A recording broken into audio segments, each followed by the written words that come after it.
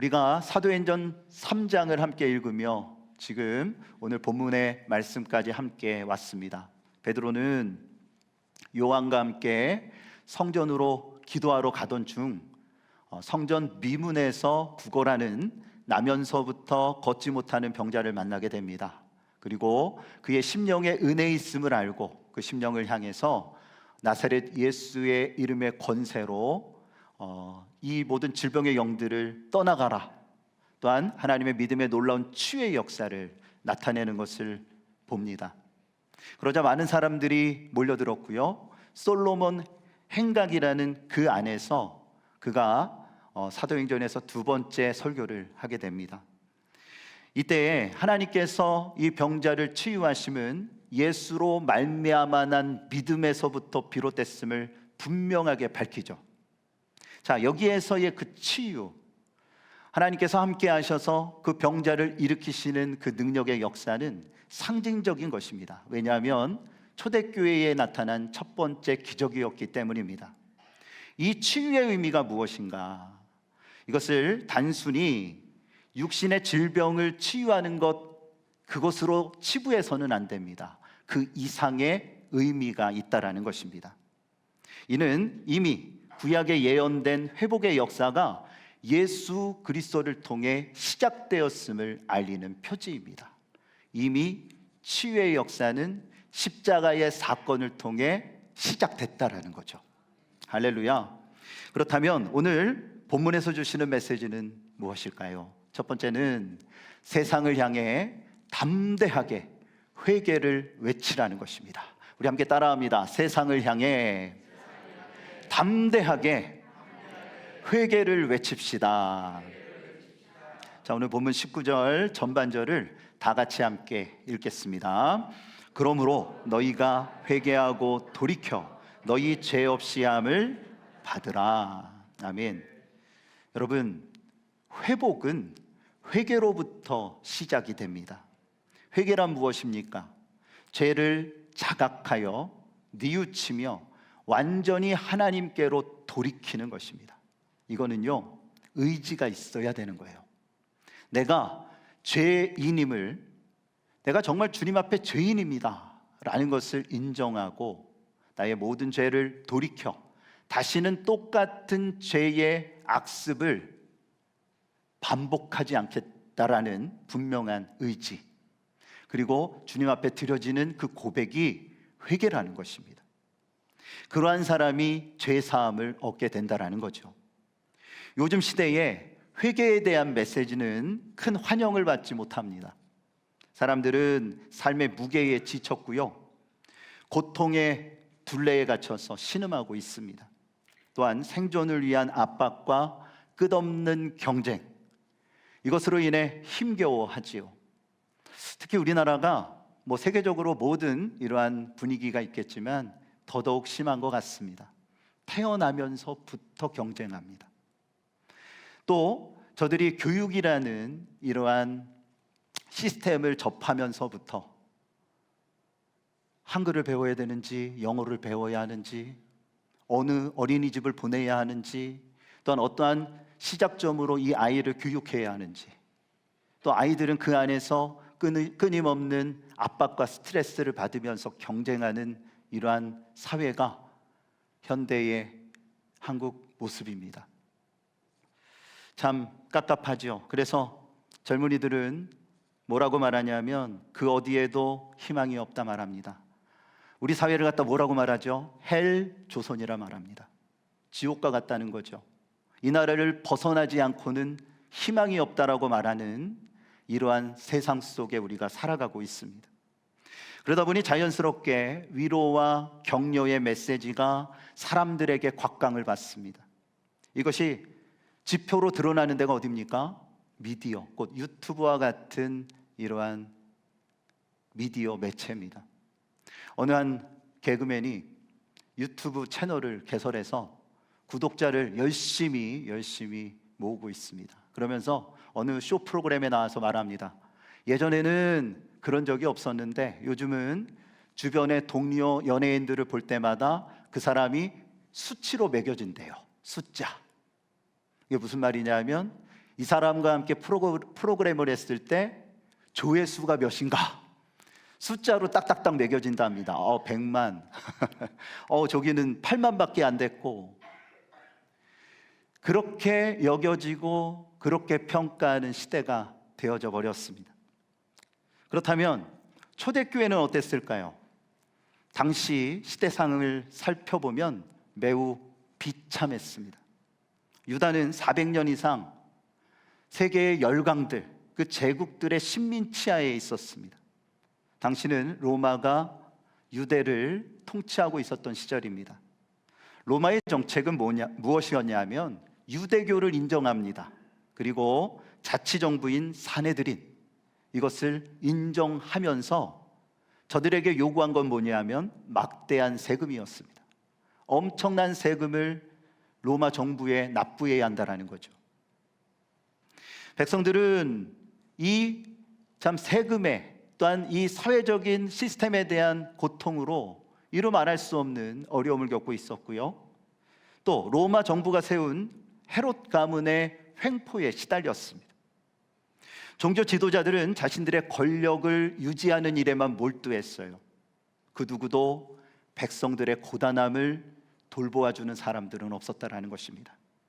예수님 뭐라고 말씀하십니까?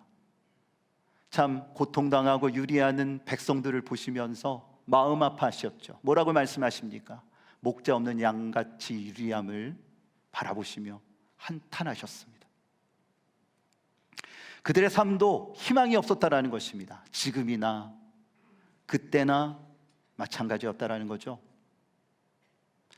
초대교회에도 회개에 대한 메시지는 환영받지 못했습니다.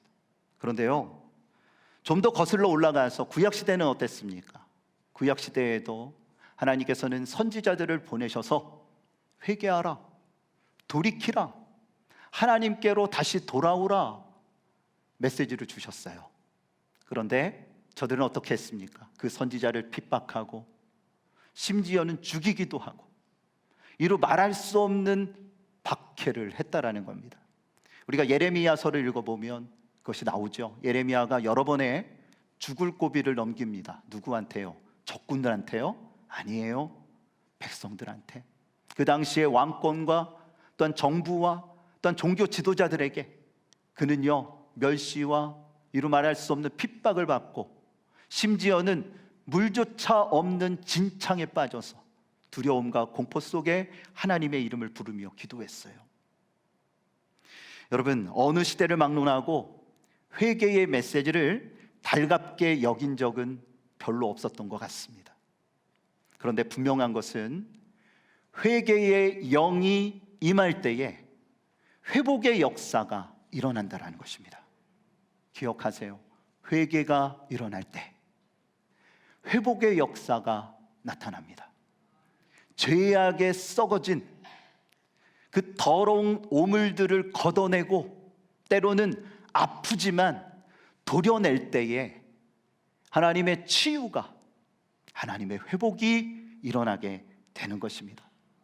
예수님은 이렇게 말씀하십니다. 마가복음 1장 14절 15절 말씀 함께 있습니다. 요한이 잡힌 후 예수께서 갈릴리에 오셔서 하나님의 복음을 전파하여 이르시되 때가 찼고 하나님의 나라가 가까이 왔으니 회개하고 복음을 믿으라 하시더라. 아멘. 마태복음에 있는 말씀에 뭐라고 말씀하십니까? 회개하라, 천국이 가까이 왔느니라. 예수님이 사역을 시작하심에 제일 먼저 주신 메시지가 뭐냐면 회개하라였습니다. 구약시대도 마찬가지로 선지자들을 통해 하나님이 말씀하신 메시지는 뭡니까? 회개해야 한다라는 것입니다. 회개할 때에 회복이 임한다라는 거예요. 오늘 본문도 마찬가지입니다. 여러분, 회개할 때 치유의 역사가 임한다. 회개할 때 죄사함을 얻게 된다. 그러면 구원받아 하나님의 거룩한 자녀가 될 수 있다는 것입니다. 여러분, 이 일을 위해서 주께서 하나님의 아들이 이 땅에 오셨고요, 십자가에 달려 죽으신 것이 아닙니까? 그러므로 회개의 메시지는 주님이 오시는 그날까지 저와 여러분들의 입술을 통해 이 세상으로 선포되어져야 합니다. 할렐루야. 이 세상을 바라보며 한탄하고 애통하는 마음으로 기도하며 회개의 메시지를 전해야 해요. 그때에 베드로와 요한을 붙드셔서 걷지 못하는 자를 일으켜 세우시고 이 모습을 보고 모여든 백성들을 향해 회개의 메시지를 선포하게 하셨던 것처럼 여러분을 통해 또한 이 교회를 통해 하나님의 위대한 복음의 역사가 우리의 삶 가운데 일어나게 되어질 줄을 믿습니다. 성령께서 도와주신다라는 거예요. 오늘 본문 26절이 이렇게 마무리됩니다. 26절에 3장이 이렇게 마무리됩니다. 함께 읽겠습니다. 하나님이 그 종을 세워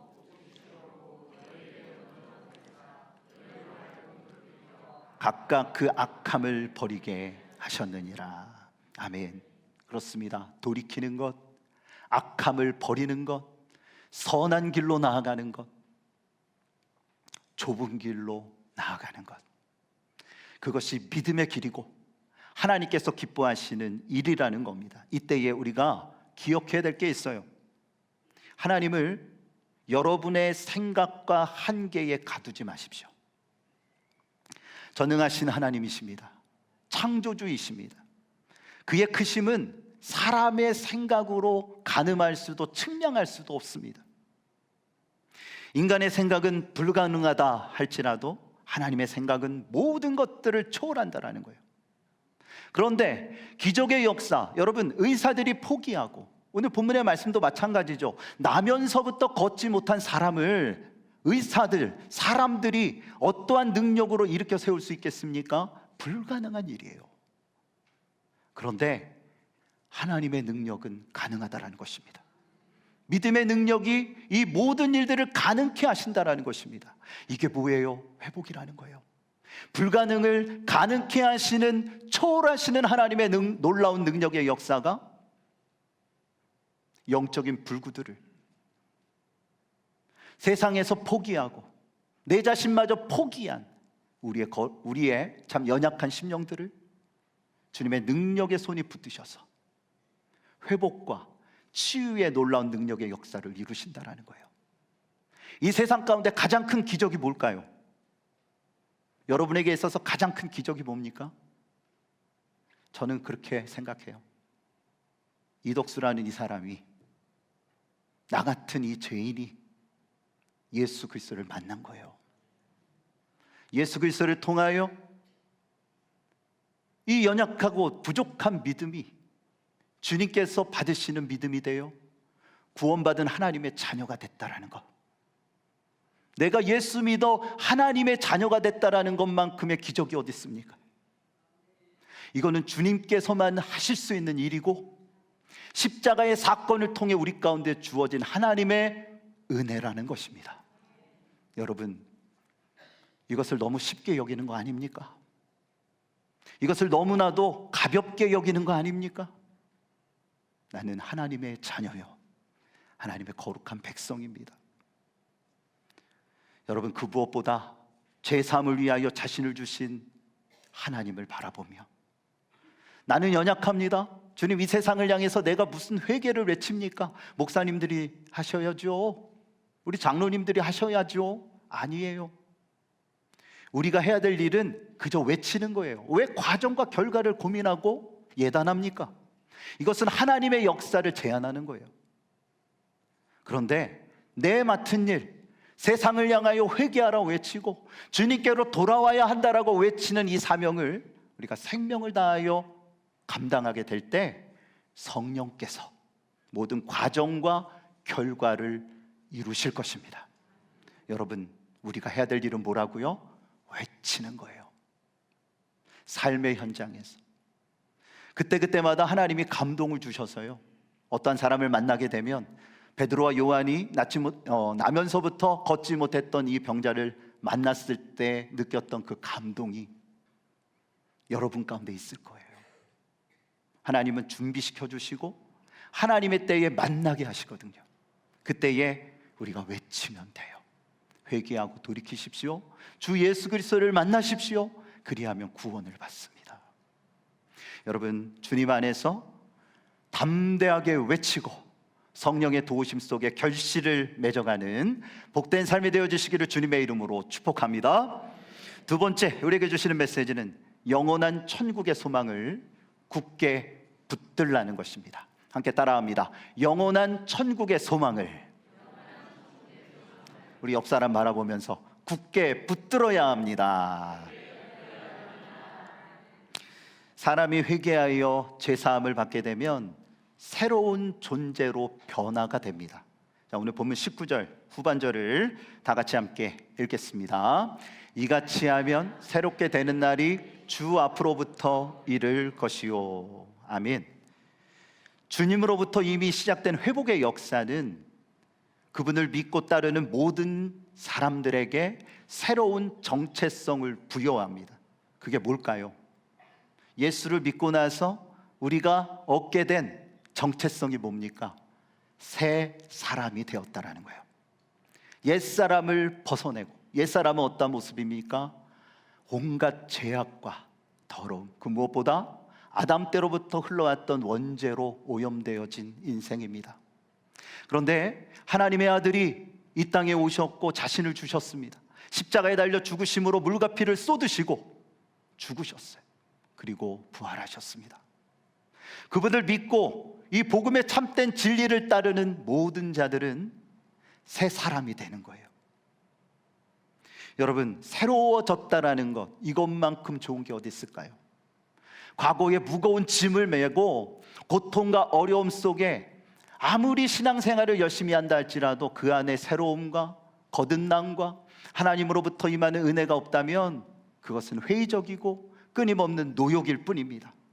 그러나 주님 안에서 내가 새로워지고 새 사람이 되어서 주님께서 주시는 정말 가벼운 짐을 지고 예수님과 함께 동행한다라는 것, 이것만큼 복된 인생은 없다라는 겁니다.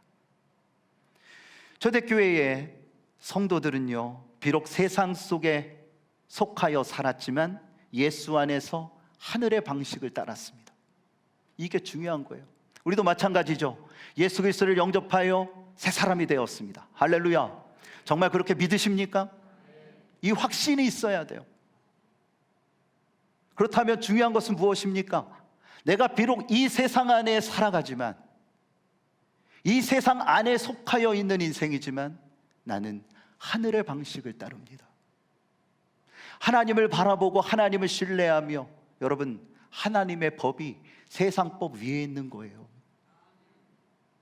근데 요즘은 안타깝게도 교회의 모든 일들이 그것도 믿지 아니하는 타종교의 재판관에 의하여 결정된다라는 안타까운 현실, 가슴이 아픈 일입니다. 우리가 새로워져야 되고 우리가 믿음 안에서 주께서 원하시는 길을 걸어가야 합니다. 당시에 로마 정부와 유대교, 이제 우리가 사도행전을 쭉 읽어나가지만 앞으로 이 사건을 계기로 해서 유대교가 주목하여 볼 것입니다. 어떻게 하면 저 예수의 제자들을 뿌리 뽑을 것인가? 예수를 십자가에 못 박으면 끝나는 줄 알았는데 그 제자들이 예수께서 행하셨던 일들을 똑같이 행하는 것입니다. 그러자 그들은 두려움을 느낍니다. 왜요? 예수님은 한 분이셨지만 제자들은 많거든요. 그래서 그들을 박해하기 시작합니다. 그 박해가 유대교뿐만 아니라 로마 정부로부터 이루어집니다. 조직적으로 군인들이 개입하고 그들을 깨기 위하여, 그들을 죽이기 위하여 저들이 움직이게 된다는 거죠. 결국은 예루살렘 교회가 깨지지 않습니까? 그 안에 신자들이 다 흩어지지 않습니까?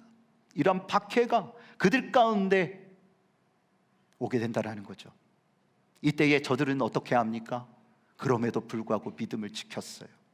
히브리 기자는 히브리서 11장을 믿음장이라 말합니다. 믿음의 영웅들을 설명하면서 그들이 어떻게 믿음을 지켰는지를 이야기하는데 11장 36절, 37절 말씀 다 같이 함께 읽겠습니다. 또 어떤 이들은 조롱과 채찍질 뿐 아니라 돌로 치는 것과 톱으로 켜는 것과 양과 염소의 가죽을 입고 유리하여 궁핍과 환난과 학대를 받았으니. 여러분, 믿음의 삶은 고난이 동반됩니다. 참 아이러니하지요. 내가 내 영혼이 살려고 예수님을 믿었는데 이로 인해서 온갖 조롱과 수치를 당하고 심지어는 순교하게 되는 거예요. 고민합니다. 이것이 옳은 것일까?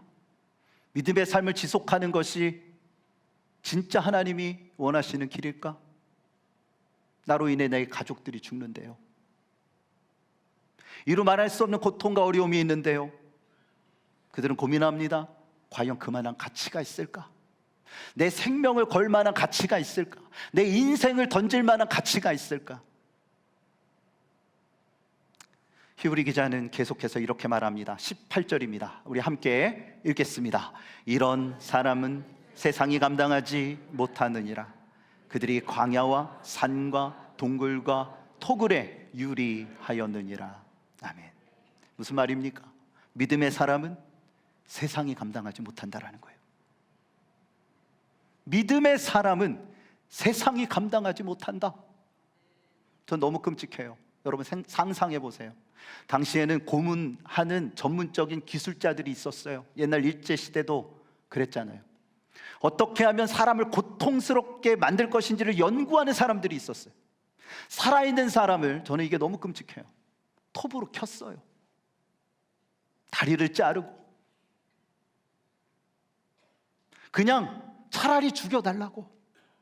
너무너무 고통스럽고 힘든 여러분 살이 쓸리고 뼈가 쓸리는 그 고통과 이루 말할 수 없는 힘듦, 이럼에도 불구하고 졸고 계신 분들은 어떻게 되는 겁니까? 정말 순교하는 이 찰나에 지금 꾸벅꾸벅 하시면 안 돼요. 내가 아니니까 괜찮은 거예요? 이제 정신이 바짝 드신 것 같습니다. 여러분, 이 고난과 어려움, 이 힘듦, 그런데 뭐라고 말하냐면 믿음의 사람은 세상에 감당할 수가 없대요. 저들이 어떻게 합니까? 광야로 나갑니다. 산으로 올라갑니다. 동굴을 찾습니다. 땅을 파고 들어갑니다. 그리고 그 안에서 믿음을 지킵니다. 왜 그랬을까요? 저들이 왜 이러한 믿음을 지키기 위하여 목숨을 걸고 심지어는 삶의 터전을 떠나야 했을까요? 그들이 반드시 지켜야 할 소중한 가치가 있었기 때문입니다. 그것이 뭘까요? 바로 영원한 하나님의 나라, 천국이 있음을 믿었기 때문입니다. 이 세상은 점과 같이 잠시 잠깐이지만 하나님의 나라는 선과 같아서 영원하다라는 것입니다. 비록 내가 힘들고 어렵고 안타깝게도 박해의 시대를 살아가지만 여러분 감사하셔야 돼요. 우리나라도 그랬잖아요. 일제시대 때, 또한 6.25 전쟁 때, 한국 전쟁 때 수많은 그리스도인들이 우리의 선조들이에요. 믿음의 선배들이에요. 그들이 생명을 잃으며 신앙을 지켰기 때문에 지금의 우리가 있는 거예요. 그렇지만 뼈아픈 역사도 있습니다. 신사참배, 교계의 지도자들이 신사참배를 용인했고 심지어 머리를 숙였잖아요. 그것이 지금도 한국 기독교 가운데 뼈아픈 고통이고 아쉬움입니다. 여러분 기억하세요. 과거를 기억하지 못하면 건강한 신앙의 삶을 살아갈 수가 없어요. 미래가 없는 거예요. 잊어서는 안 돼요. 그 아픔과 그 고통, 순교했던 그 순교자들과 배교했던 그 가슴 아팠던 사람들 모두를 기억해야 돼요. 우리에게도 개인적으로 신앙의 위기가 오기도 하고, 또한 여러분 코로나 때 보셨죠? 저는 이 코로나 시기를 겪으면서 진짜 신앙인과 가짜 신앙인이 어느 정도 걸러졌다라고 생각합니다. 중요한 건 뭐냐면 지금 현재 나의 모습이 어떠냐라는 것입니다. 예수님 뭐라고 말씀하셨습니까? 마지막 때에 믿는 자를 보겠느냐. 마지막 때에 믿는 자를 보겠느냐. 사람에게 있어서 가장 큰 두려움이 뭡니까? 가장 큰 공포를 주는 게 뭡니까? 죽음이에요. 죽음. 세상 사람들은 죽음이 끝이라고 믿습니다. 그렇기 때문에 두려운 거죠. 그러나 오늘 본문에 등장했던 믿음의 영웅들은, 또한 이 시대를 살아가고 있는 우리의 믿음의 사람들은 죽음이 끝이 아니라 천국을 향하는 관문이라고 믿습니다. 정말 그렇게 믿으십니까? 죽음으로 생을 끝난다면 왜 예수를 믿습니까? 그런데 죽음이 끝이 아니라 하나님 나라에 이르게 되는 관문이기에 영원한 그 나라를 향하여 우리가 힘들지만 견디는 것이고 우리의 믿음을 지키는 것이 아니겠습니까? 여러분, 베드로는요 이것을 강조하는 거예요. 그 길을 예수 그리스도가 이미 십자가에서 열어놓으셨다라는 거예요. 십자가에서 복음의 놀라운 능력의 역사를 완성하셨다라는 것입니다. 십자가가 시작이라는 것입니다. 그러기 위해 회개해야 되고, 그러기 위해 돌이켜야 하고, 그러기에 예수 그리스도를 믿는 그 믿음으로 십자가를 붙들어야 한다는 거예요. 무디 목사님이 전도 집회를 마치고 숙소로 가는 길이었어요. 그런데 한 청년이 아주 발바닥에 땀이 나도록 달려서 무디 목사님을 붙듭니다. 그리고 말했어요. 목사님, 집회가 벌써 끝난 겁니까? 여기 오면 제 인생의 답을 찾을 수 있다라는 이야기를 듣고 아주 급하게 이곳을 향해 달려왔는데 벌써 끝난 겁니까? 그러자 목사님이 이렇게 대답합니다. 안타깝지만 이미 늦었습니다. 청년은 절망하며 이렇게 하소연합니다. 그러면 저는 어떻게 해야 합니까? 언제 있을지 모를 다음 집회를 기다려야 됩니까? 그러자 목사님이 이렇게 대답합니다. 그런 뜻의 말이 아닙니다. 이미 예수님이 이 모든 일들을 이루셨기에 당신이 무슨 일을 하기에는 너무 늦었다라는 말입니다. 그러면서 이 청년에게 복음을 설명하고 이 청년이 이 복음을 믿음으로 받으면서 주님을 영접했다라는 거죠. 여러분, 회복의 역사는 이미 예수님으로부터 시작이 됐어요. 십자가에서 이미 주님의 사명을 완수하시면서 다 이루었다. 말씀하신 예수님으로부터 시작이 된 거예요. 그래서 그 복음이 유대인들을 통하여 이방을 향해 전파된 것입니다. 이 한국 땅에 복음이 전파되고 40년 전에 오산 성직교회가 세워진 것입니다. 이미 시작되었어요. 이제 우리가 해야 될 일은 무엇입니까? 회개를 외치고 또한 주님의 복음을 전하는 것, 그 무엇보다 영원한 하나님의 나라를 바라보며 여러분의 믿음을 지키는 것입니다. 여러분, 주님의 은혜를 힘입으시기를 주님의 이름으로 축복합니다. 은혜를 힘입으세요. 나의 의지와 노력은 불가능하고 하나님의 초월하시는 능력을 감히 제안하려 듭니다. 사람의 말은 능력이 있어서 안 된다라고 그러면 그 사람은 안 돼요. 그런데 주님의 말씀 붙들고 기도하는 사람, 믿음으로 선포할 때에 내가 생기가 너희에게 들어가게 하리니 너희가 살아나리라. 살리는 역사, 일으키는 역사, 할렐루야. 여러분의 인생이 달라지고 여러분의 인생을 통하여 복음의 역사가 전해지는 귀한 통로가 될 것입니다. 여러분, 살리는 삶을 살아가시기를 축복합니다. 살리는 삶을 살아가세요. 하나님이 여러분을 붙드시고 사용하여 주실 줄을 믿습니다.